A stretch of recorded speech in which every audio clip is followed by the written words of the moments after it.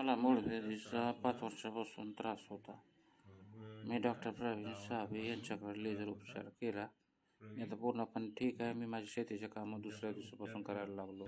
कुठलाही त्रास झाला नाही, कुठलं दुखणं नाही आणि कुठलं ड्रेसिंगची पण गरज नाही. आणि तुम्ही सुद्धा या ट्रीटमेंटचा फायदा घ्या.